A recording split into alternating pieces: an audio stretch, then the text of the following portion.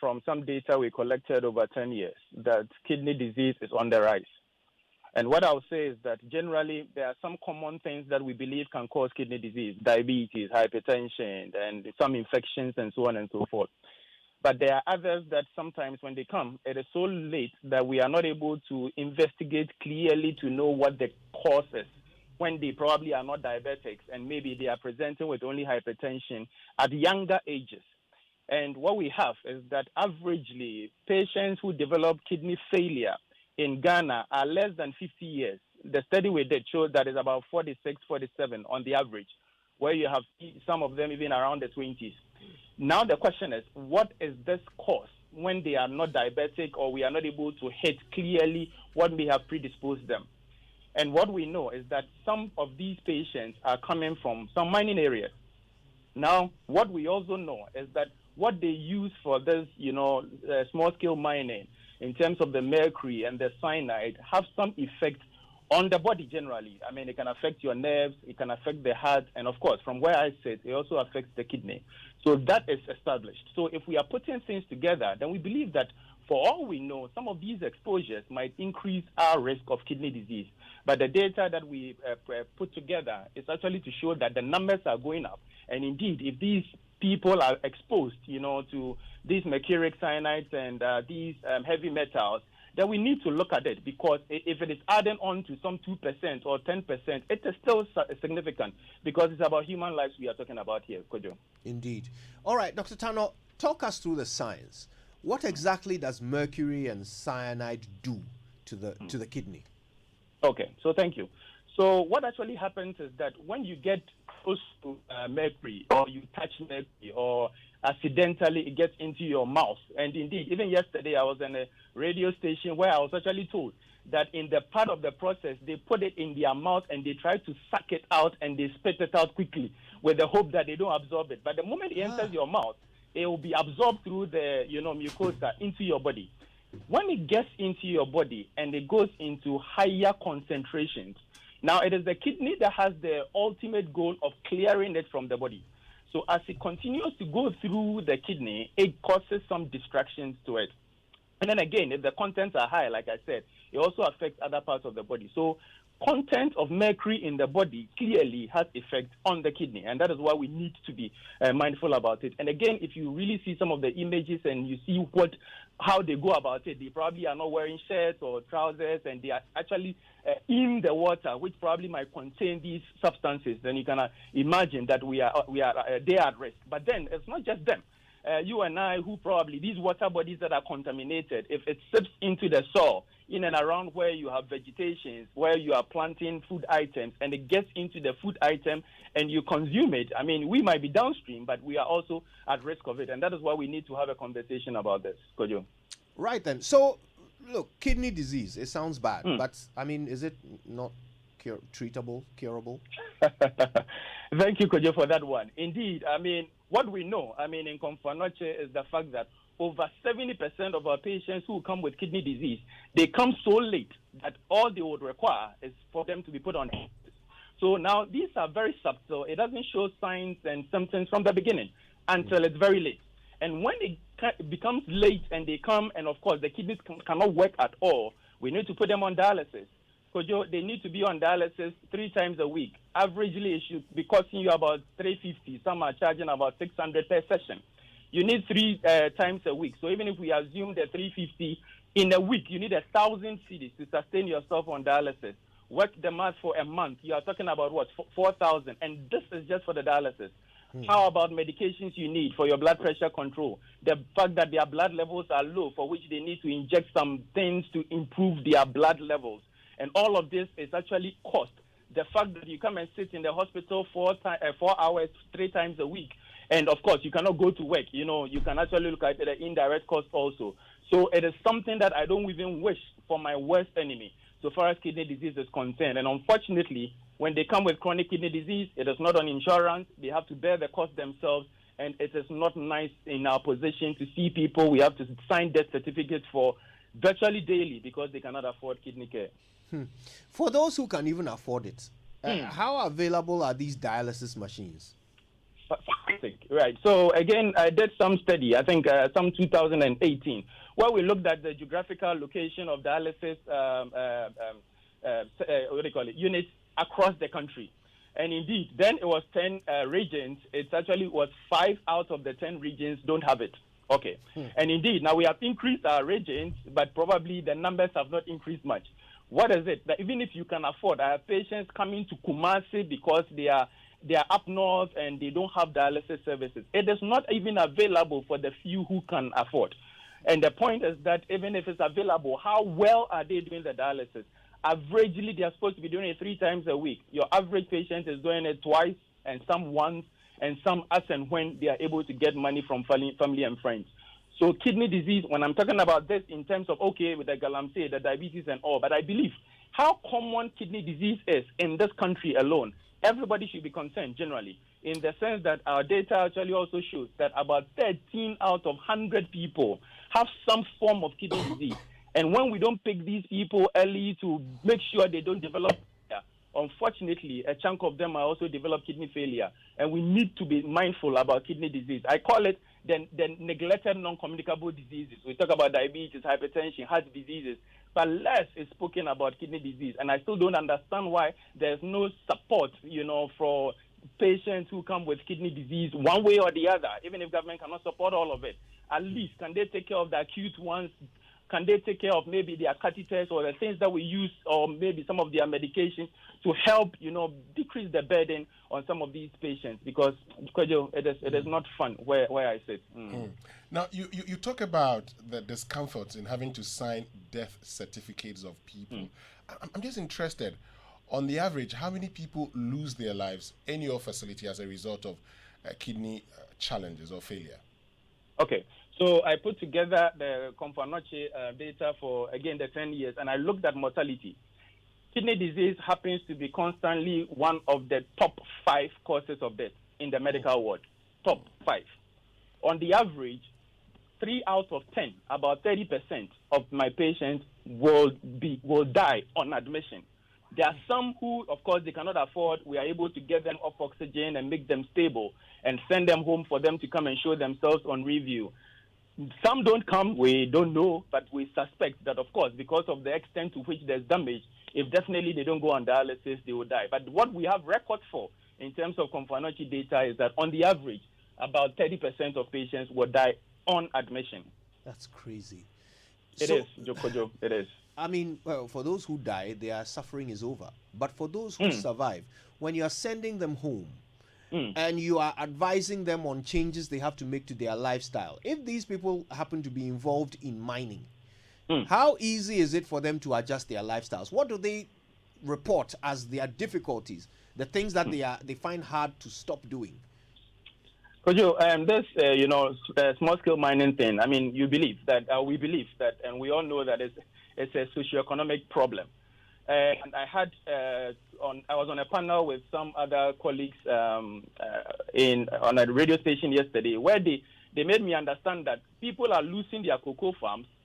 So people's livelihood, that by day that they'll probably go and weed or something to get money, they now are doing galamsey. And of course, how much galamsey is paying is far more than what the cocoa farmer will be able to pay. So now it becomes an economic issue. Say they are swaying. Young men are now swaying more into galamsey, and we are getting fewer and fewer people now working on the cocoa farms and all of that. Now, if I just tell them, listen, I believe that, okay, you've come early, we've been able to help you to some extent, so please go stop your galamsey. They will look at you and go like, Doc, so how do I feed my family, for instance? And of course, if there's employment for some of these people to do that is worthy enough for them to take care of themselves and their family, maybe, just maybe, they might not consider it. But people like that or places like that, honestly, their hands are tied to their back, and that is what they want to do. So we need to give them options, valuable options for their sustenance, or else we can tell them, we can advise them all that we want, but then the moment they get better, they go and jump in. And even the person who has not had the disease yet or who probably is fine will also jump in because the guy was able to buy a car doing galamsey. Why can't I also go make some money? Dr. Tano, I'm just wondering, how has these studies, yours and others, impacted policy?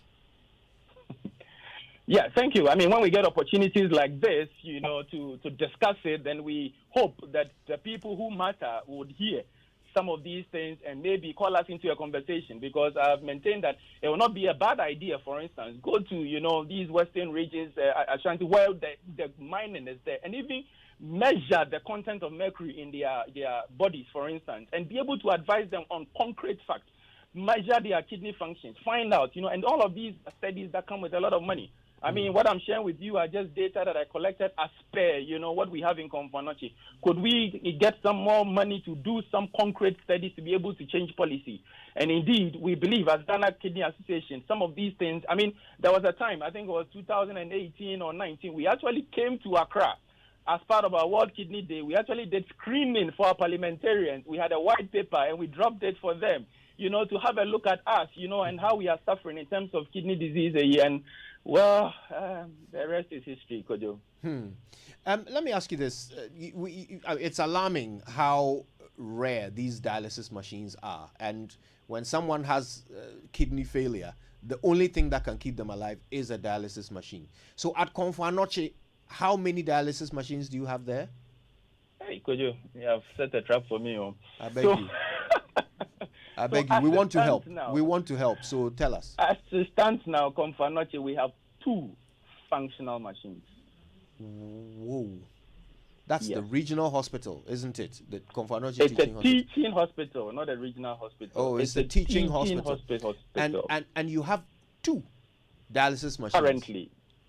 But there are plans, maybe let me just say this, there are plans to get more, I understand. But if you come now, we have only 2. And so when we just keep them for acute cases, make them stable, and then unfortunately we may have to send them out. Wow. So if 3 people have acute cases, require immediate attention, one of them will die. Well, we'll do the first one and sustain, we'll try and then do the second one after the first one is done, as it stands now. Wow. Yeah, but Dr. Koranteng, I also do know that for, these dialysis machines, normally persons with hepatitis B are located one machine, right? Yes, please. So in effect, if you have a person with hepatitis B allocated one machine, and you have others without hepatitis B on the other machine, if you have people without hepatitis B coming in who are more than those with hepatitis B, they can't go to use the other machine. So you have faced with a major problem. Just 2? Yes. So as it stands now, we don't in Komfo-Anokye dialyze patients with hepatitis B. Okay. Because we have to charge it for the others. And it's Kojo, it's not. It's sad I'm spilling all of this, but that's how bad the situation is. We don't. So if we test your blood and we realize you have hepatitis B, you may have to do it out of the hospital. Even HIV, unfortunately, you may have to do it outside the hospital as it stands now. Unbelievable. All right. Well, are there plans to continue these studies, to find out more, perhaps to get a bit more focused on specific areas, to see whether there is a direct link between galamsey and some of these diseases that you are recording? Yes. Of course, we are researchers and we would love to do that. But, it is all about funding. It's all about getting the right resources to be able to do it. But again, this is a large platform. We are throwing it out there. If there are people or researchers interested in really looking into details of some of these to see for sure that, is it this or is it that, or are we just speculating? I'll be happy to get on board. And Ghana Kidney Association will also be happy to get on board. And because of how worrying kidney disease is, so some of us are so targeted on prevention. Because I wrote a book on how to prevent kidney disease, 10 simple things that I believe everybody should know. And I'll just throw in quickly because I have to run, that on the 24th, I'm actually writing, launching my second one. The question is, am I at risk of kidney disease? Where I'm talking about 20 common risk factors, for instance. I believe people should know about these things because where we sit, it's so sad that your patient you are seeing who has end-stage failure, who has been diabetic for so long, does not even know that this diabetes could have affected the kidneys. Right. And that is worrying. Dr. Elliot Koranteng, kidney specialist at the Komfo-Anokye Teaching Hospital and senior lecturer at KNUST. Thank you very much for your time with us this morning. Thank you very much. I have to run. And thank you for your audience also for their time. Thanks. Okay. Indeed. Wow. Okay, so this is just kidney disease, just kidney disease. Illegal mining can affect your heart, your lungs, even your eyes. Okay, and cases are being recorded. It's not like we are guessing here. Cases are being recorded. But how much does it matter? How much does it matter? Today we talk about the effects of galamsey, the real effects, and that was Dr. Elliot Koranteng telling us about the medical effects. We're going to go deeper. We'll find out even more about the economic effects, the effect on cocoa, the threat that it is posing to cocoa, the threat that it's posing to our cross-border relations with our neighbors. That and more when we come back. We need to stop illegal mining. Stop illegal mining.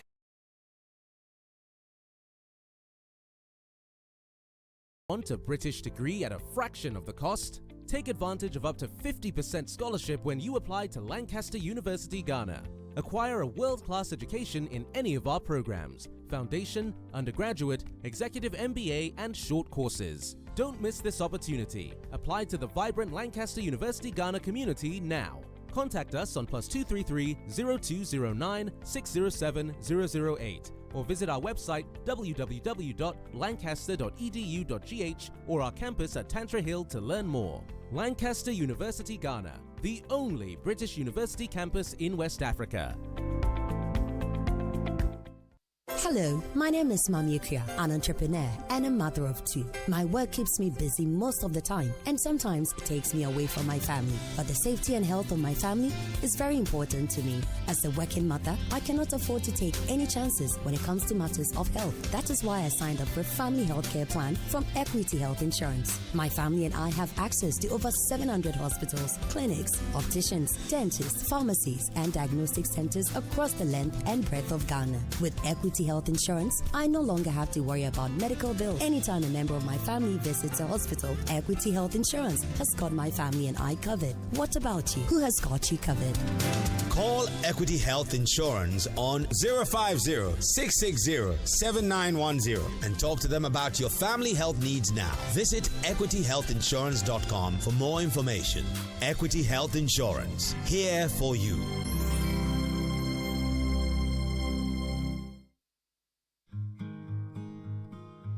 They say that home is where the heart is. Imagine your heart finally settling, putting an end to repeatedly moving from one place to another. Finally saying, "Mi casa es su casa," with pride and confidence, knowing this time it is really su casa. The COCOBOD mortgage, offering you the home purchase, where a house is purchased for you outright. The developer or home completion, where the property being purchased is partially done to give you the chance to complete it in your style. The equity release, where the value of your existing property is given to you as loan for your personal needs. And the refinancing, where COCOBOD takes over your mortgage from other financial institutions. The terms are so flexible. Get a home and call it Mi Casa. Call toll free on 0800 500 500. Live chat on our website or social media. Email us at mortgage@cowbank.net. Cowbank, forward together. Terms and conditions apply. Football kukuda mene ni ede ba ofie. Go TV ada romanti. Jojo wo ofie na je o sit fi say. Go TV the leagues and cup competitions e bonson. Ebre wo Super Sports so. Hwesenia Premier League, Serie A, La Liga, Europa, and FA Cup nyina do koso wo den. Twen na the FIFA World Cup no so be pi wo so. Better football day here. Je wo Go TV decoder. 89 Ghana cedis per. Na hwe football kukuda season for free. Go TV. Love it. Soba.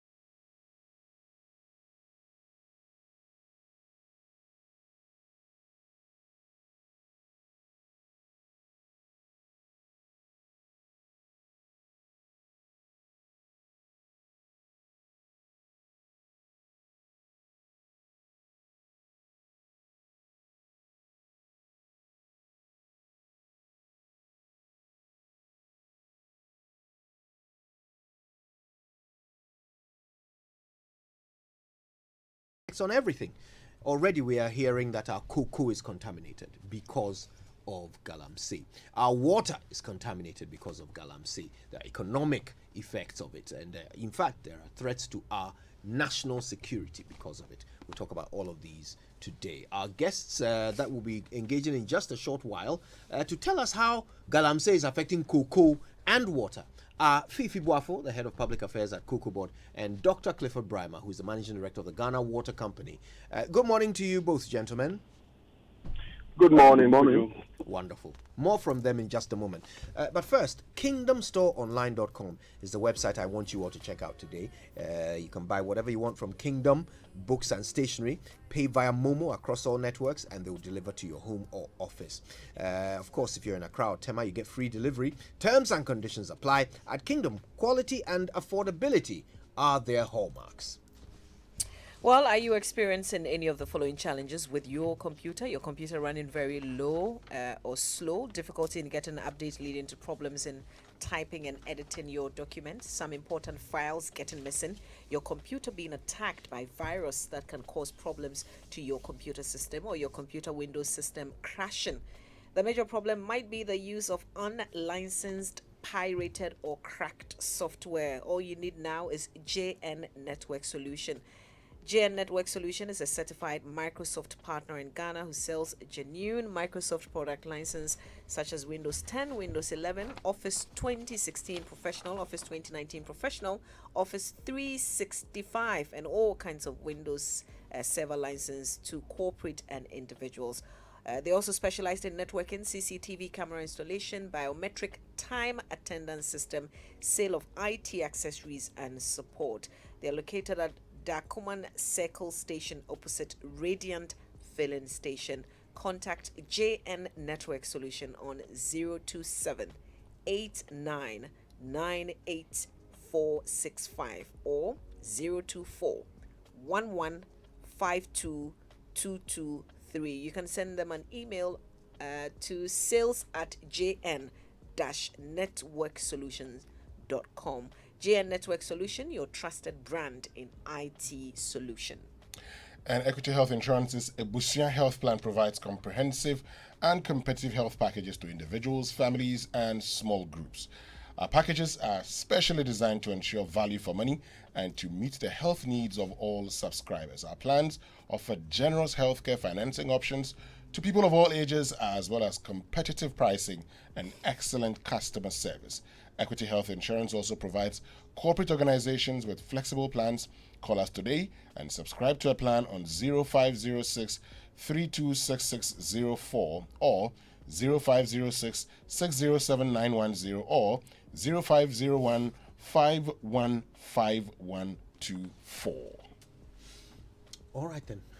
So let's start with cocoa. The effects of galamsey are already being recorded, and our customers are telling us that the product they are buying from us is contaminated. Listen to this report. Japan has already taken the lead by reducing importation of Ghana's cocoa beans after the discovery of chemical residue in the beans exported to the Asian country. When I talk about threats to the environment emanating from galamsey and the use of banned chemical substances, I'm not a scientist, but at least I know it goes into the groundwater and it comes up through the food chain. And I think Japan has either reduced or banned cocoa, the raw beans, because there have been some residue, chemical residue. It's only a matter of time that other countries and other producers or buyers will say the quality of that product is not good enough. The European Union is seriously considering a harsher approach. The proposed new EU legislation on deforestation could hurt cocoa exports from Ghana and Côte d'Ivoire. The two West African nations account for over 60% of global cocoa beans production. After years of caution, the European Union Commission in November 2021 put forth a regulation on deforestation-free supply chains, and cocoa was one of 5 global commodities selected for stricter regulation. If we go back to the 2017-2018 escape of Aisha Wang, and the argument that she has been released because we were looking for the Sino-Hydro loan, and that where she should be to be prosecuted, it could affect the loan, then Aisha is not an ordinary Chinese gangster. She's an agent of the state. She's a It therefore brings into sharp focus allegations by security expert Professor Kwesi Enin that the Chinese government may have deployed spies to collude with some Ghanaians to destroy Ghana's forest in order to trigger the EU ban on the country's cocoa beans. Now, all those who do this mining, people that we know, or they are people who are aligned to groups and organizations that may not want this country's welfare, but are interested in infiltrating these communities and gangs and panning for high value, small, easily transportable, easily hidden, and easily sold. We need to stop illegal mining. Stop illegal mining. We need to stop illegal mining. Okay, well, you heard it right there. Our guest to help us understand this rather worrying development is Fifi Boafo, the head of public affairs at COCOBOD. We also have Dr. Clifford Braimah, who's the MD of the Ghana Water Company, standing by, and we'll be learning more from him as well. So, Mr. Boafo, how many of our customers are complaining that our cocoa is contaminated? Well, thanks for the opportunity. We've had concern about contamination of cocoa, and this came from Japan. But let me say that this issue has been addressed, but of course addressing it comes at a higher cost to us.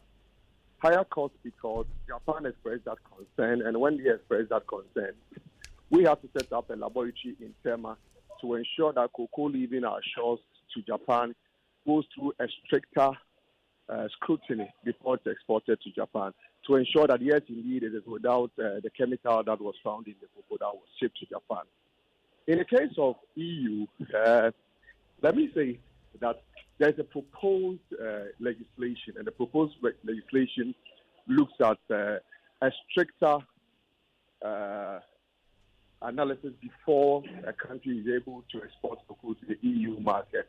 And issues about illegal mining, just like the cocoa production.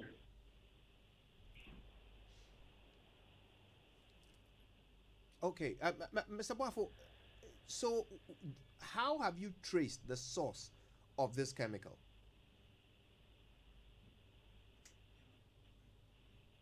Right. It would appear we have some difficulty there with the connection to Mr. Boafo. We will come back to that. But Dr. Braimah, are you with us?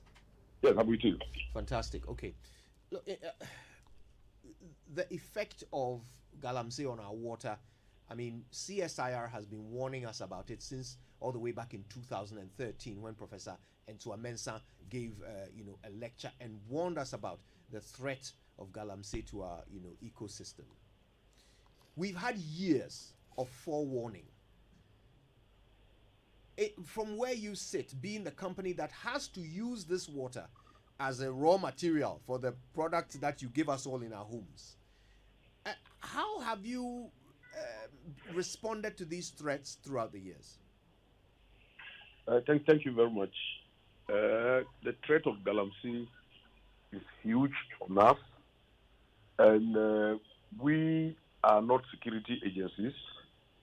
We do not have the capacity to stop people from mining. And I can tell you, in some of our systems, the galamsey people had gone very close to the treatment, the intake, and when our staff attempt to tell them to move away, threaten them with guns. And my minister has kept on talking about it. We've gone around with the second minister from plant to plant. She's made comments about it. And that's how far we can go.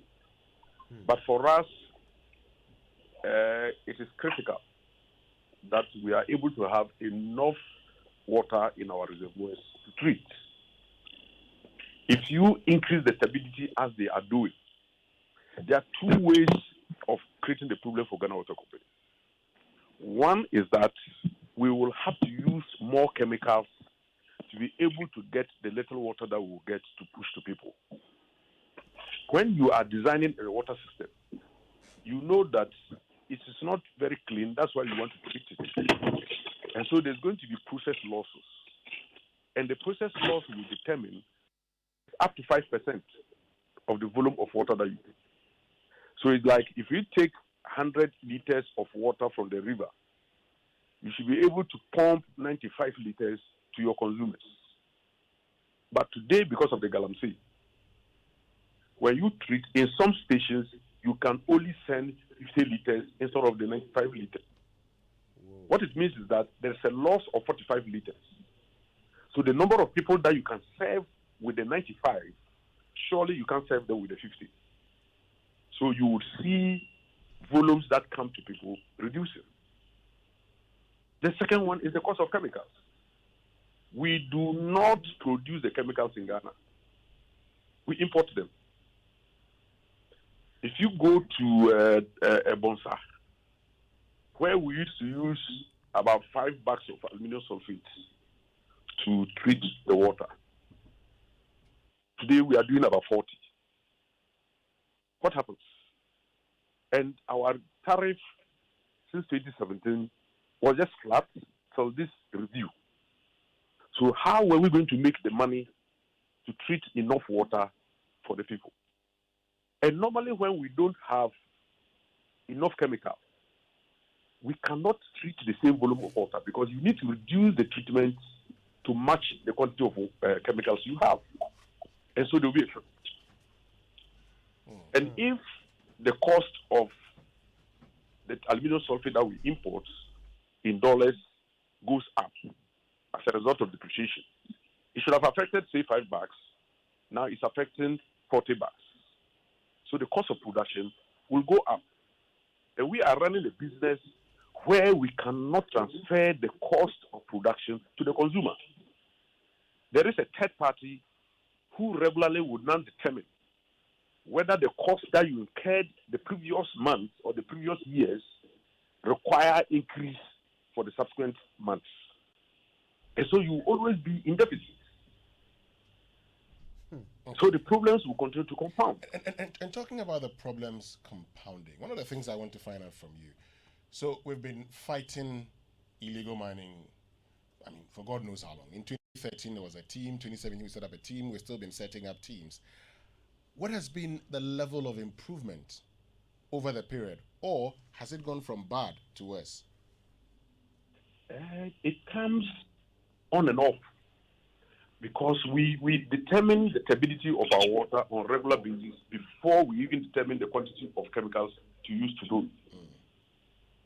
If you take the water that I was talking about, the 2017, we were doing about, I think about 8 instead of the 5. When the galamsey fight started, it went back to the 5. Then after some time, it came back to 8, moving to 12. And around 2018, during the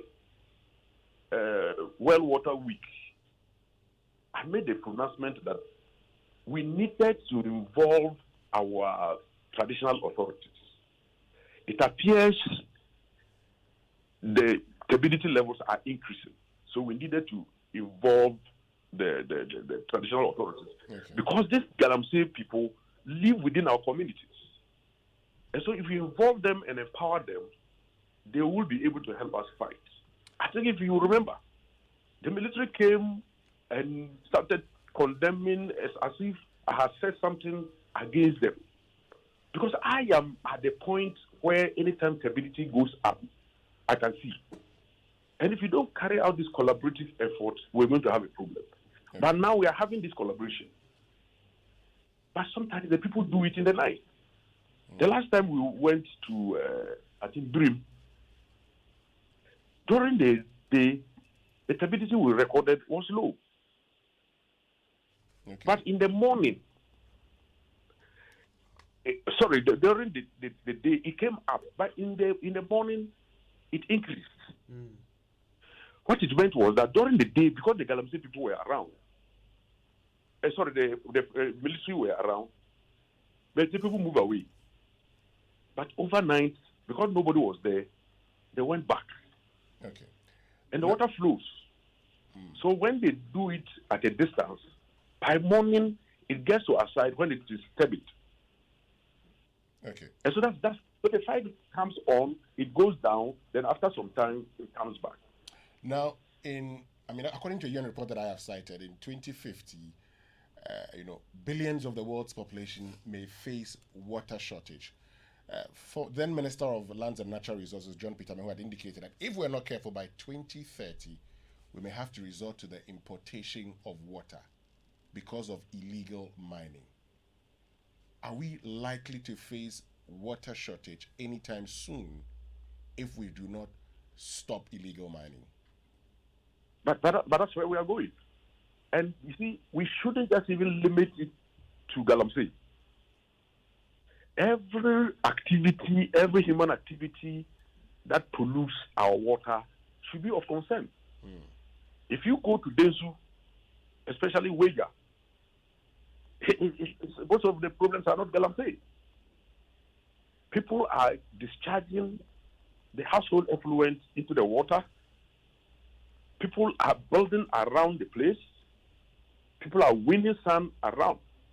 And people followed us sometime, myself and the minister, when we went there to arrest an excavator.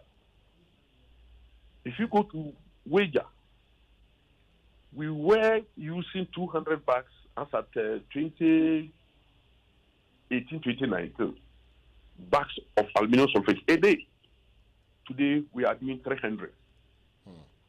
Now, when you say that's where we are going, the quality of the raw water is deteriorating. Okay. And if you go up north, some of the streams that used to supply water into the Volta are dying. Why are they dying? Because they are suffering. People are loosening the soil around the water bodies. And anytime it rains, water will collect all the loose soil into the streams. And that's why we are getting flooded. Okay. Because the volumes of our reservoirs, the volumes of our rivers and streams are being reduced as a result of siltation. And so I want the conversation to be broadened beyond galamsey. Great, but let's look at something. Yes, let's look at something. You talked about we're getting there. I'm interested in how soon are we going to get there? So when how soon? That must be done by me. Probably we have to get the research institution to do modeling about it and tell us. And for me, sitting in Ghana Water Company, we will not have the luxury to go taking the data and doing this analysis because water resources is the one who owns the resource. So we need to empower water resources to protect the Water Resources Commission, to protect these water bodies for all of us, whether it's galamsey, whether it's farming around the catchment areas, whether it's sand winning around. Will you believe that now we need? And you can let your reporters go to our regional office in Taman, and they might show them pictures. Now that the rains have come, the stone boulders they put in the Nauli River probably will be covered. Sand winners put boulders into the river just to be able to use their vehicles to cross from one end of the river to the other to win sand. And the water would divert away from our intake to another area. And if there's no water in the intake, how do you draw? So activities are happening. Galamsey is more serious because they inject into the raw water some level of chemicals. Dr. Braimah, where do you have the most polluted water bodies? You start out the Galamsey areas. You go to Odaso, you go to Daboase, then you go to, I think if you look at the rivers, Ofin, and Cobra, and these are terrible areas. Because Odaso, where we get water for Obuase, is where we discharge 50% of the water back into the system as sludge. It's all right. Right. So you talk about the strategy being used by the illegal miners because of the protection, of course, during the day. They do it overnight. Have you found out, or what have you discovered in terms of the challenge in adopting that same strategy as in guarding during the night so they are not able to mine? And that is why it must be an integrated effort. the people who are doing the galamsey, they are the same people who want to consume our water. And if you don't let them understand that, yes, the resources that you are looking for today is what is affecting you for not even having water after going to get into the deck and you come into your shower, open it, pipe is not coming. But when you go to the galamsey site, because you have money, you buy sachet water, you buy bottled water, you can drink. But you come back into your shower and you open it and you don't have it, then you come out and say that Ghana Water Company is not working. They forget that the activity that they were doing in getting the resources that they wanted is what is causing that. And so if you don't have this integrated approach in resolving that problem, and we look at them one after the other, it is only the galamsey people, the community people are not. It is the same people who are doing it. And it's the same people who can report to the security. And the same people who are showing them where to go when the security are coming. And that is exactly what I think we should do. It should be an integrated approach. Community involved, especially the traditional authorities. Let's find a way of empowering them, giving them the capacity to stop the people. Some people will say that they are involved. Why are they involved? Probably the people come in and give them something little. Can we also give them something more than the little so that they do not go there and help us to protect this system? Right. Have you started any sort of engagement at your own level, the Ghana Water level, with these traditional authorities? Oh, anytime we go out on the outreach, the minister will start with the community leaders. And sometimes when we are having the endeavors, we normally involve them. The last time we were at Secretary Raymond, the chief of the town was with us. The community leaders were there, and they all saw the water quality that we had, saw the pumps that got damaged as a result of the high humidity levels. And is that yielding any results? It yields the results, but how far? It comes as a flash because they listen to it, they see the problem. But after a few days, it's like they forget. It has to be a continuous process.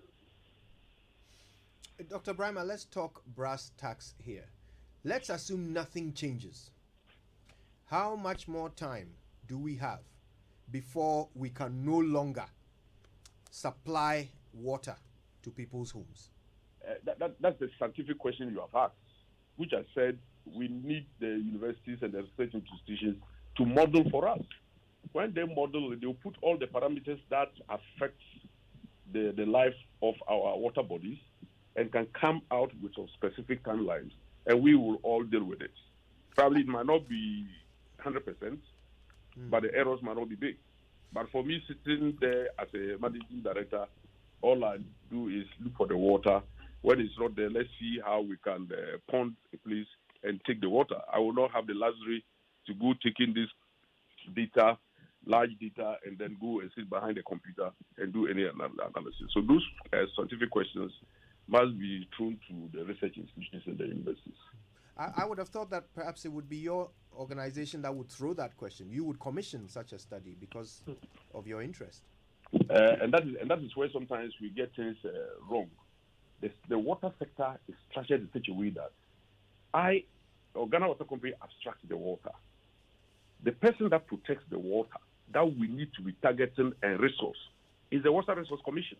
Right. And so on a monthly basis, you pay a fee to them for abstracting the water. What it means is that you don't own the resource. And if I don't own a resource, the person who owns it must be empowered to protect it and make sure that the resource is there. That's why I give something to them. That's why I give to them whatever fee that we need to provide them. So we need to look at how we can strengthen the Water Resource Commission and then let them do some of these things for us. Dr. Braimah, I want to thank you very much for spending time with us this morning. We appreciate it very much. That is the Managing Director of the Ghana Water Company, Dr. Clifford. Clifford Braimah. Now, earlier we were talking to Fifi Boafo, who happens to be the spokesperson for COCOBOD. Let's see if we have him on the line now. Yes, I'm on the line. Fantastic. Thank you so much for your patience. We lost you earlier, but you were explaining to us which of our customers have so far said that our product is contaminated. Okay, so I indicated that with Japan, they have expressed concern about 2,4-D being found in some cocoa that was exported to the country. Indeed, after that, what COCOBOD has done, together with the Japanese, is to establish a specialized laboratory in Tema. So every cocoa being shipped to Japan has to go through that procedure to ensure that indeed the cocoa is without 2,4-D, among other remnants of some chemicals before it is shipped to that country. The issue of European Union, what they have done is to look at the possibility of ensuring that cocoa coming to the EU market is deforestation free. And deforestation as well as degradation. With degradation and deforestation, we are ensuring that, well, we ourselves as cocoa farmers, we do not take cocoa forest lands and then plant cocoa there. But apart from that, we do general assessments to look at the country and the level of degradation and deforestation in that country. So it is not just cocoa farmers who are taking hitherto forests and planting cocoa there.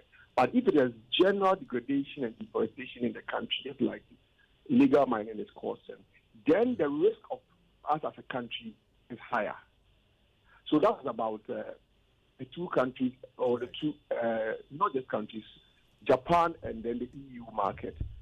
But apart from Japan and EU market, the problem generally, it's actually home, because, well, these are proposals we are making, which we are working on it.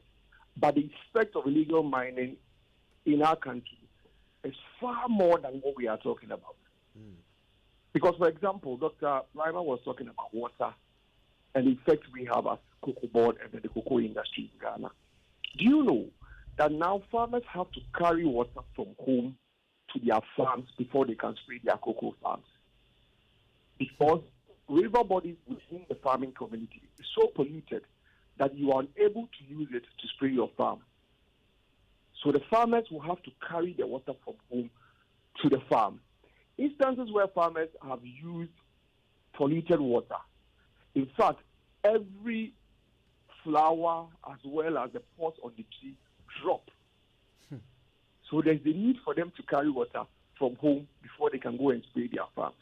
But apart from that, existing farms, we did some studies beginning of the year, and about 19,000 hectares of cocoa farms have been taken over by illegal mining. And that was the beginning. How many, again, give us the numbers again. 19,000 hectares of cocoa farms are now illegal mining sites, or they've used it and now you cannot more use those lands to plant cocoa again. Can you tell us what that is as a percentage of all cocoa farming land? Well, that was about 2% at the time. But indeed, that was the beginning of the year. We commission another research work now. The figures will be worse than that. Apart from that, recently COCOBOD, together with the African Development Bank, is undertaking rehabilitation of cocoa farms.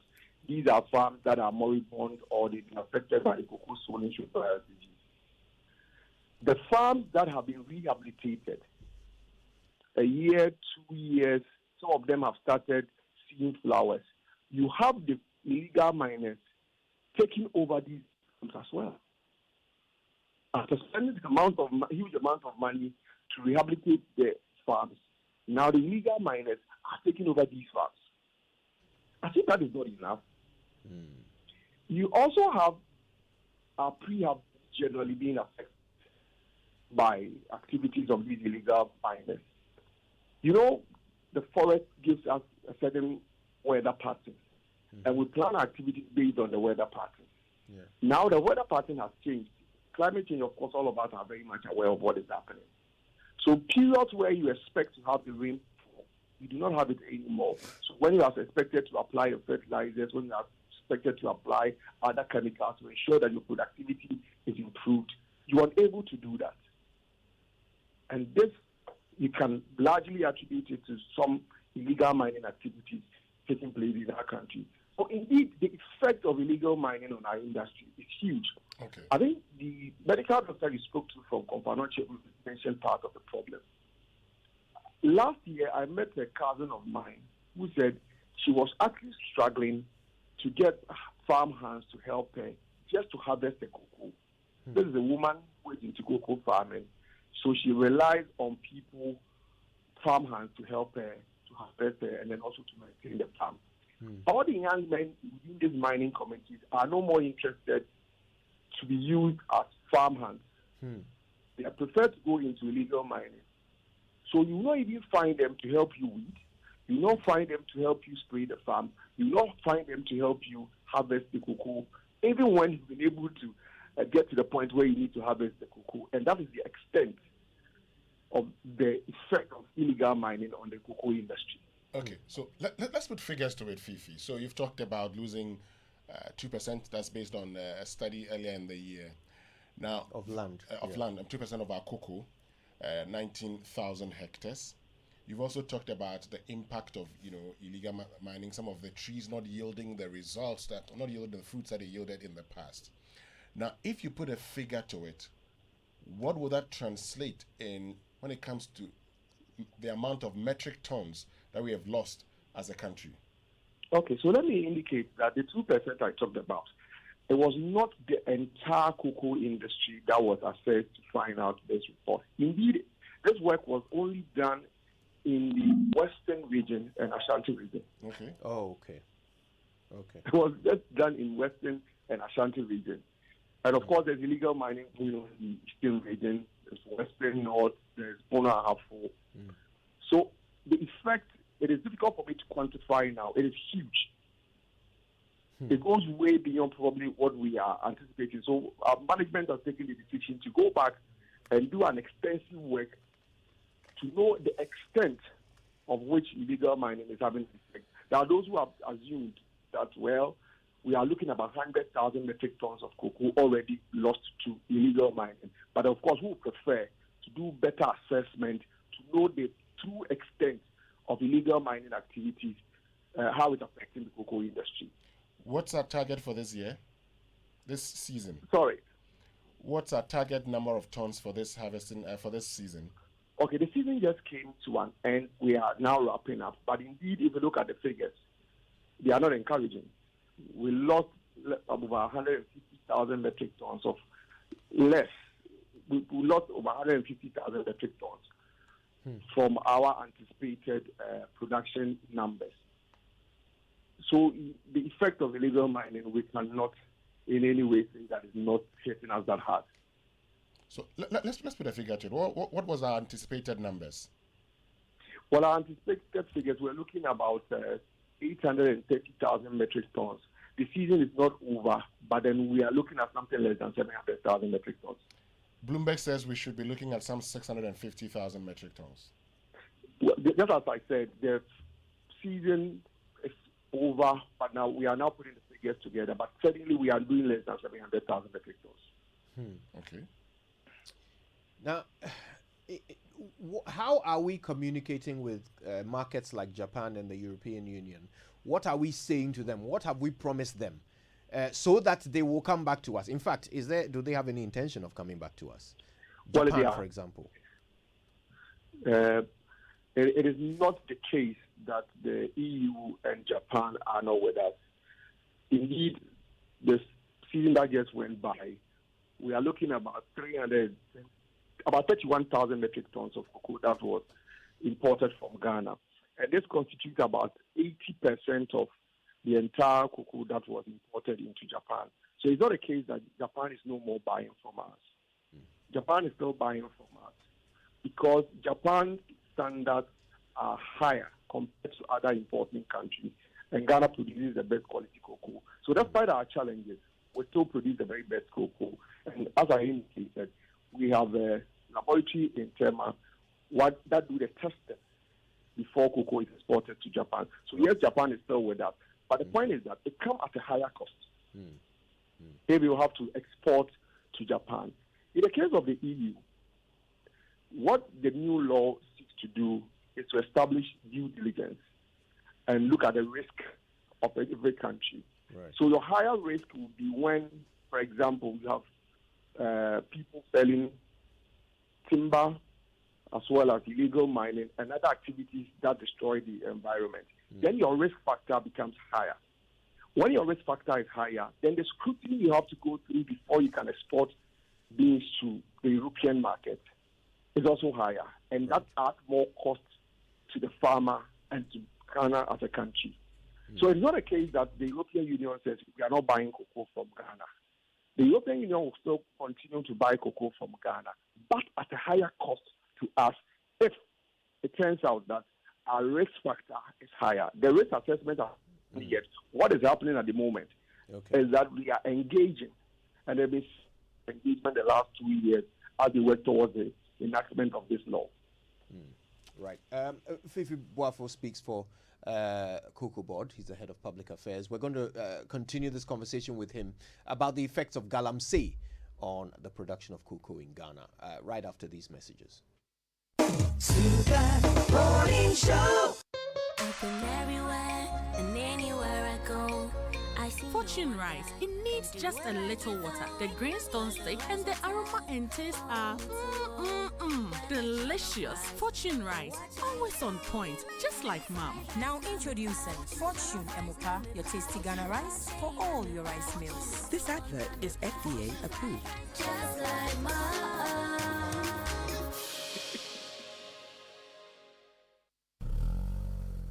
Hey, welcome back to work. Charlie, thanks, bro. Thanks, bro. Malaria really knocked you down, eh? Charlie, no joke. Hey, fever, headache, vomiting, loss of appetite. I couldn't even eat my usual fufu. You and fufu? How we go do it? I hope you got tested before the malaria treatment. Oh, yes, I did. And thanks to Malatu, I kicked out malaria one time. Sharp. Anyway, sorry to ruin your excitement, but your boss asked of you. Okay. She says she has plenty work for you. No problem, Charlie. Strength day. You see, When malaria strikes, take Malatu, containing Artemether and Lumefantrine. Comes in tablet and suspension for the effective treatment of malaria in adults and children. If symptoms persist after 3 days, consult your doctor. Malatu is manufactured and distributed by Ernest Chemists Limited. This advertisement has been vetted and approved by the FDA. Football's greatest season is here, and DSTV is the stadium with all the action. Enjoy every single match from the FIFA World Cup, Premier League, La Liga, Serie A, the UEFA Europa League, and the UEFA Champions League. The greatest football from the greatest leagues around the world. Ronaldo, Haaland, Messi, Salah, Afenajan, and Benzema. All week, every week. Get your decoder today for just 169 Ghana cedis and upgrade to Compact and be part of sport's greatest stadium only on DSTV. DSTV, it's your moment.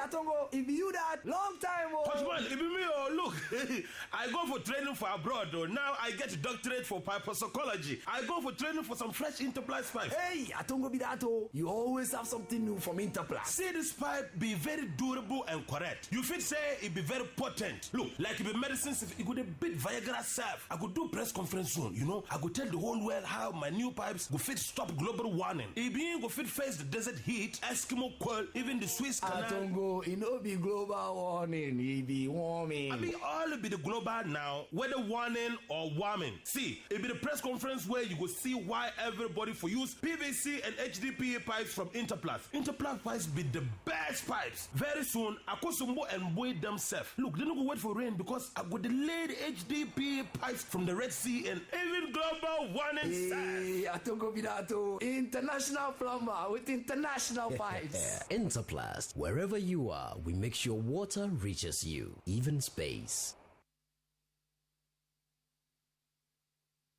When the world looks at my child, they just see an energetic 8-year-old. But I see more. My Lucy is going to become captain of her school volleyball team, keep excelling in class, and do great things one day. I see a champion. So when I give her Milo with her breakfast every day, it's all part of waking up the champion in her. Don't just wake up your child, wake up the champion in her. Let Milo with Active Go and the natural goodness of malt, milk, and cocoa help wake up the champion in your child every day. Milo, energy to go further. This advert is FDA approved. Some institutions touch lives, leaving lasting impressions, and are never forgotten. GCB, your biggest and largest bank in Ghana, is rewarding customers who activate their inactive account this season. From now till the end of October 2022, GCB is inviting all customers whose account have been inactive for over 2 years to activate their account and get exciting rewards. Go on, activate your account with any amount at any GCB bank branch nationwide. You may also activate your account on our online platform and enjoy the GCB experience. Customers who activate their account with 100 Ghana Cedi and above also get a 50 Ghana Cedi reward at the end of the month. Don't forget, terms and conditions apply. Hurry, get your account activated and link it to your Ghana card. Contact our customer service on 0302 681 531 or on toll free on 0800 422 422 for any information that you may require. GCB Bank PLC, your bank for life. We know the dream is big. We know the passion gets you going, and you have the potential to make great strides. The Chartered Institute of Marketing, Ghana, has always been an avid supporter of industry excellence and innovation. This is why we are excited to announce the CIMG Professional Marketing Qualifications. CIMG has designed practical courses to help you make that dream a reality right here in Ghana. We are geared up and ready to support you on this journey to becoming a world-class professional marketer. Register today and be on your way to greatness. For more information, call us on 055-274-6592. Visit our website www.cimghana.org or email us on info@cimghana.org. Chartered Institute of Marketing Ghana, working for Ghana. Welcome to the original magazine show. The Super Morning Show. Coffee in your cup. Joy on the set. The Super Morning Show is always the best.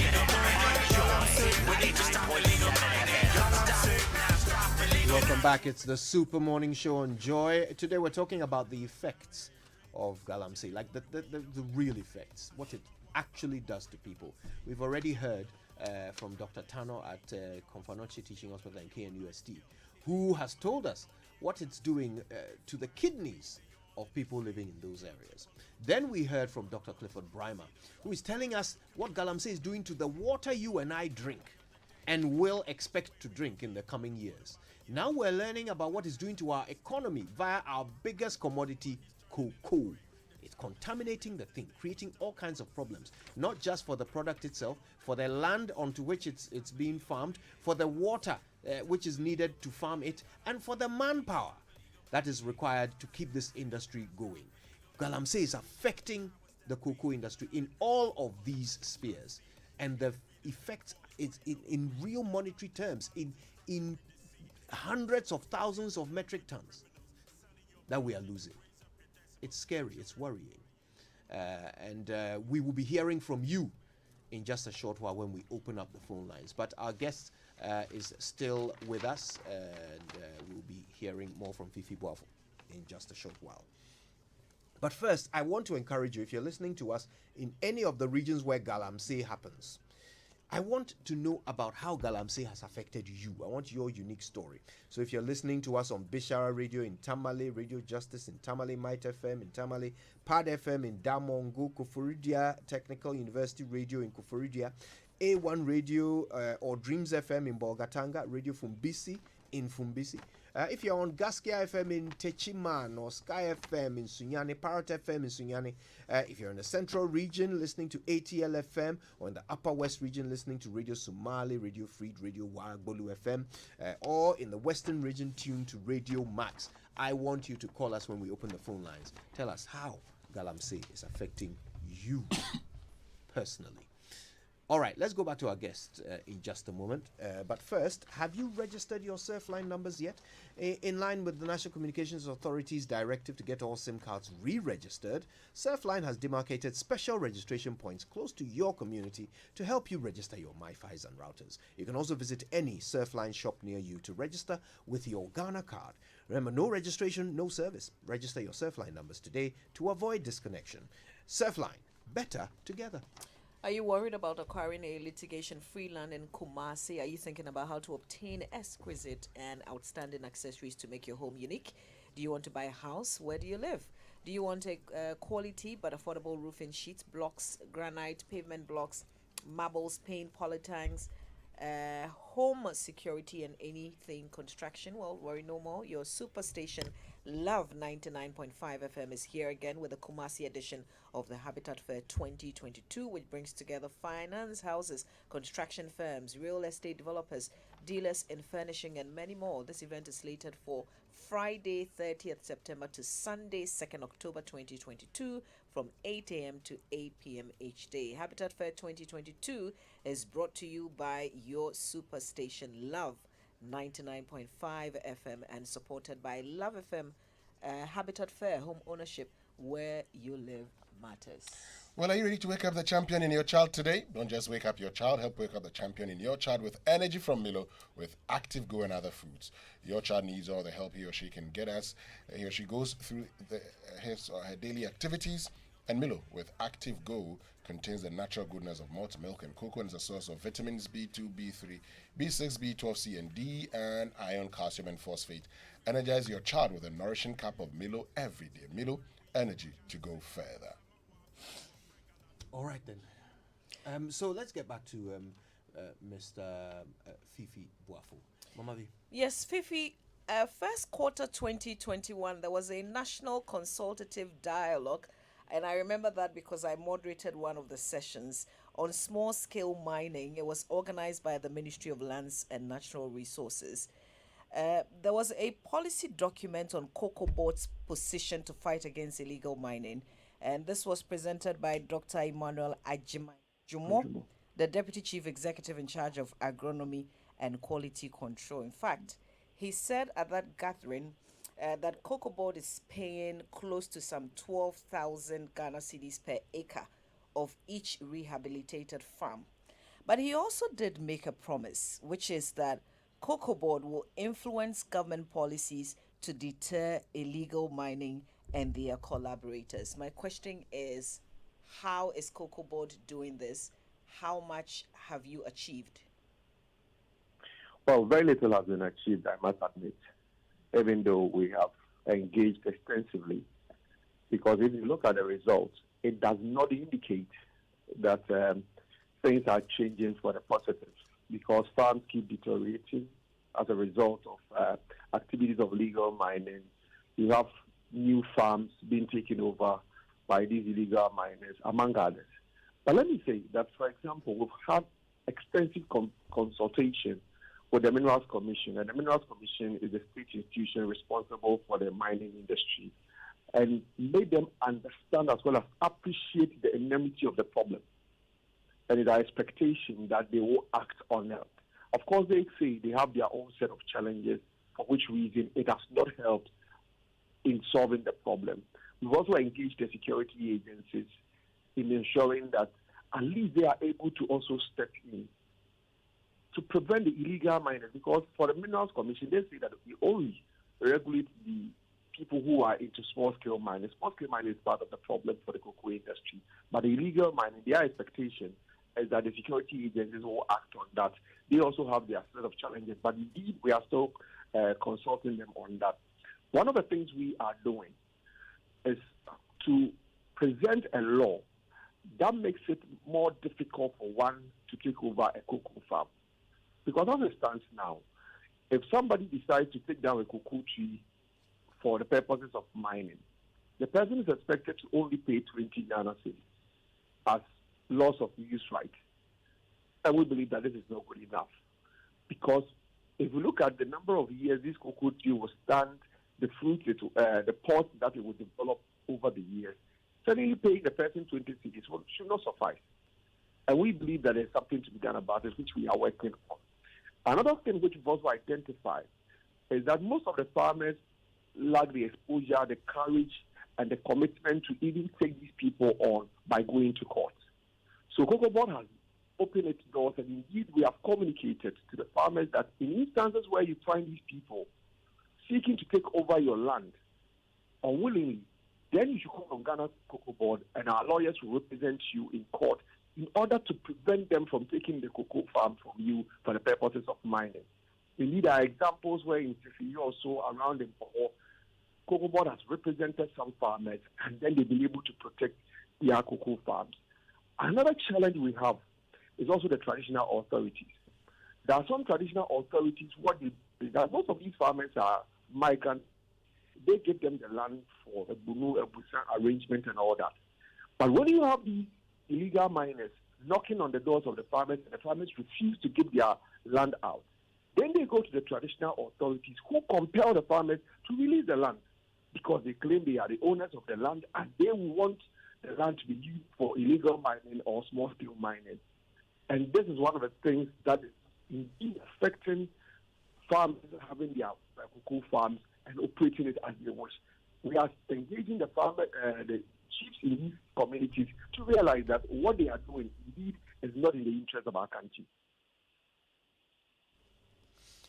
Well, at this point, I suppose the question is, the threat is real. We know the source of the threat. What exactly is the strategy to combat it? Well, we've talked about some of them. We are engaging because, just like Dr. Braimah indicated, we do not have the power to arrest these people. So we'll only count, and then indeed we are engaging the security agencies to help in that regard. In terms of the mining activity, it is the other state institutions responsible, which we are doing that.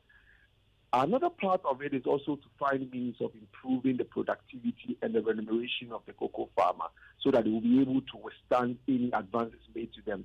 Even though for us, we believe that no matter the enticement given to these farmers, it cannot replace they keeping their cocoa farms, because some farmers who have fallen for the enticement given them, maximum a year, they realize that it was a bad decision giving out their cocoa farms for these illegal miners. So yes, we are also working on that. But it will be important for us as a country to know very well what matters to us. Because when you engage some of the people, when we engage some of the communities, they tell you, oh, but galamsey is giving us some good money. But the question is, how long would that money sustain you? I come from Acquah, and I've seen people engage in illegal mining. And the money they make, how long it sustains them. But you can clearly say that for cocoa, at least, it goes beyond one generation. And you can rely on that. So the advocacy has to continue. We are doing our part, but we believe that we all as a country must take a decision that this is not in our interest and must deal with it. Now that you've introduced money, finally, you've introduced money, we know that cocoa is a major foreign exchange earner for Ghana. So once we're looking at some 800,000 tons, we're looking at now about 650,000 tons. How much is that going to cost us? A lot. 300 million, 400 million. A ton is now about $2,000. A ton is about $2,400. Yes, My $2,400. Probably you could help. So if you are losing about 150,000 metric tons, you can do the calculation. It's huge. We're looking at about $350 million. Yes, that's how much you lose. And the data is there for us to even lose more if we do not contain the spread of the illegal mining. Wow. That's a sobering thought on which we wrap our conversation with the spokesperson for COCOBOD, Mr. Fifi Boafo. Thank you very much for your time. Thank you very much, guys. All right, it's your turn. We want to hear from you. Do you live somewhere near the illegal mining sites in this country? How does it affect you? Or maybe you don't live near them, but you are still affected. I want to know about it. I also want to know your thoughts on how we as a nation are dealing with these effects. Okay, there's one we didn't even talk about, and that is the threat of cross-border conflict. Now, our water bodies are polluting the water bodies in Ivory Coast, and they are not happy about it. It's an act of aggression if you pollute the water body of another country. That's what it is. Even in wartime, if you do that, it's a war crime. Right? And we are committing this war crime against our neighbors, Ivory Coast, because we allow galamsey to happen. What are your thoughts on that? And all the other effects, whether it's medical, whether it's on our water, on our cocoa, we want to hear from you. Samuel is in Kumasi. But the numbers, by the way, 0302 216 541 and 055 1111 997. Samuel, good morning. Good morning, my good brother. My dear brother, it's good to hear from you. Well, let me put it this way. Are we serious as a country to fight this canker called galamsey?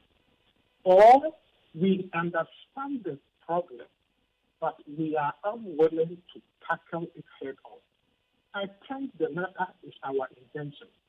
Because, look, in the books of United Nations, even in the war-torn areas, those who attack source of drinking water, that is the rivers, are considered as crime they have committed against the people. So they charge them crime against humanity. We live in our own country, and our own people are destroying our water bodies, poisoning our water bodies, destroying our source of income as a state. And nobody, with all the forces within the military, the police, the president, when you hear him speak, clearly tells you that he has lost the battle against galamsey. Samuel, thank you. Thank you for sharing your thoughts, and thanks for calling us. Daniel is in Tema. Hi, Daniel. Good morning. Kojo, good morning. Good to hear from you. Yes, my village is not far from Commander's Junction. Around 1992 through to 1995, I was in schooling in Acquah there. And we normally come every weekend. So we cross the Praia River at least once in every 7 days. You understand? And especially on Friday, because it's a market day, you travel along the road on the Praia River, you could see that people are just washing. They are doing washing. They will wash. They will come from the villages around the postal area there. They will come and wash. When they are going, they carry enough water of which they can drink for the next 5 days. Now, all these things are impossible. So you can imagine the effect that is having on these particular people as we speak now. It's very, very, very sad. I think every community would have to mount its strategy because the general one is not working. You understand? So this is our community. This is our water. We are protecting it. What is it that we could also do? The chief and the opinion leaders within the catchment area should come out with their own strategy and forget about whatever the government is saying. For the government, they are not in any way helping anyone. Thank you. Thank you, Daniel. Let's go back to Kumasi and talk to Kofi. Hi, Kofi. Hi, handsome Kojos. How are you? Kofi, I'm very well, thank you. Thanks for calling. Yes, Kojo. We, myself and my family, we have a 4-acre cocoa land at a town called Acquah near Minahini. Right. These Chinese people, Chinese galamseyers came, they wanted to buy the cocoa farm. We refused to sell the cocoa farm to them. Those that we share boundaries with, all of them sold their cocoa farm to them. And so they dug around our cocoa. And Kojo, we find it difficult, extremely difficult to go into our cocoa farm unless we use canoe before we are able to enter the cocoa farm. And apart from that, because the cocoa farm is surrounded with water, now it has become an island surrounded with water. The cocoa can flower very well, but it does not yield any seed. And the seed that we are able to get, you see that it has become smallish, very, very smallish. You see, Kojo. Yeah. But the president is telling us that if you want to fight galamsey, you have to put your presidency at stake. If that is so, So it means that no government will be able to fight this galamsey menace because. Kofi, thank you for sharing. And what a worrying situation.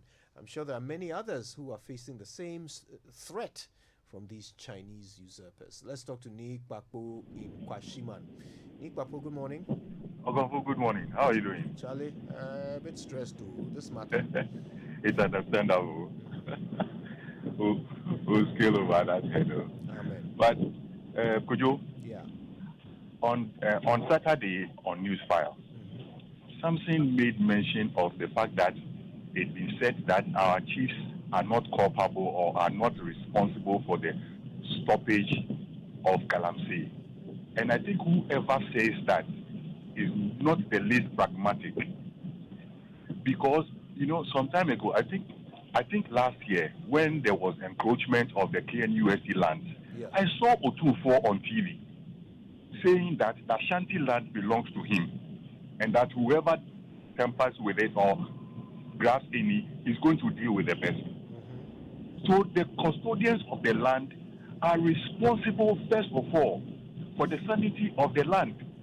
When the farmland and the water courses or resources in their land are being destroyed, who do you want us to hold responsible? They are equally responsible, and I personally put them first. Nice day. Thank you very much, Nick Bakpo. And do you agree with him? Do you disagree? We'd like to hear from you. 0302 216541 or 055-1111-997. Ellie is in Kumasi. Hi, Ellie. Yeah, hi, Kojo. How are you doing? Yeah, well, been good, better. Good. Concerning this galamsey issue, I think, what happened in court yesterday, they just, the police or those who are prosecuting the issue, they were just trying to fight with what the president also said, that he's not aware if he just flew or she was actually deported. Leaving other people, what the senior minister said, Kojo Oponkruma said, the government spokesperson, what they were saying, then we were all fooled to believe that what the president rather said is right. Why are we now? Even yesterday, I was surprised, Mr. Eni, the security expert, also is now agreeing with what the police are now saying in court, that the president rather is right and people are fooling the president. Why are we trying to believe the president rather? The president has said in several places that the lady was deported. So what so who do you believe? Do we still have Ellie on the line? We've lost Ellie. Okay. Dr. Che is in Abokobi. Hi, Dr. Che. Hello. Good morning. Thanks for calling. I think it's that people can get rid of statistics. At the time, the Bufa was living up. I think when he came, he encouraged people and then increased plantation of the cocoa beans, and then at the end of the day, by the time he was living, we're inching towards 1 billion pounds, for the country. I think the cocoa beans is now used as security when we are going to borrow. When we talk about this syndicated zone and the rest, it is the cocoa. Yeah. So if we sit down for the value, the quantity to reduce, it means our purchasing power for contracting alone will be reducing at the same time. So why don't we think about it as a business, so that whatever cocoa is our power for giving bargaining outside, and then we sit down for it to swindle. Now you are telling us we can't even grow the cocoa because chemicals have eroded the whole nutrients of the soil. At the end of the day, we are not going to even export cocoa in Africa, and the nation will have to depend on what? Human resource. But the human resource are being wasted at the step of the galamsey. Yeah. Yeah, Dr. Che, I think I get your point. Let's go to Dansoman last stop for our last caller, Jackson. Jackson, good morning. Morning, Kojo. How are you? Yeah, not bad. Yourself? That is great. We are managing. Kojo, please, let me ask you a question. Are you sure we are serious in this country? I'm not sure, Jackson. I'm not sure. Yes, me too. I think the same thing. We are not serious in this country. It looks like we are joking. If the way the leaders are ruling the country, if this is the way we rule a country, that means every citizen in this country can rule Ghana. It looks like we are joking. We are not thinking about the future of this country. Sometimes I cry for my children. I cry. Sometimes when I listen to Joe FM, I cry. But may God have mercy on leaders in this country. Thank you very much. Thank you very much, Jackson, for calling us. Thanks to all of you listening in Dansoman Last Stop and all the other parts of the country from where our callers hailed. Could you see, I've got this message that says, now, because of galamsey, now factories are going to Togo and Benin to recruit factory workers. They are not getting the hands to fill factory workers, and that's the other twist. And this from, Gideon Aboagye, who is a processor in Tema. Wow. They cannot even get factory hands. A lot of the young ones moving into these areas and engaging in an illegality. Just think about it. Okay, listen, I think I'll gather my thoughts and just summarize them shortly when we come back from these important messages. Oh, Jam, why you make quiet like that? Oh, Charlie, I'll go do some POP, give somebody where the connections not fine, crap.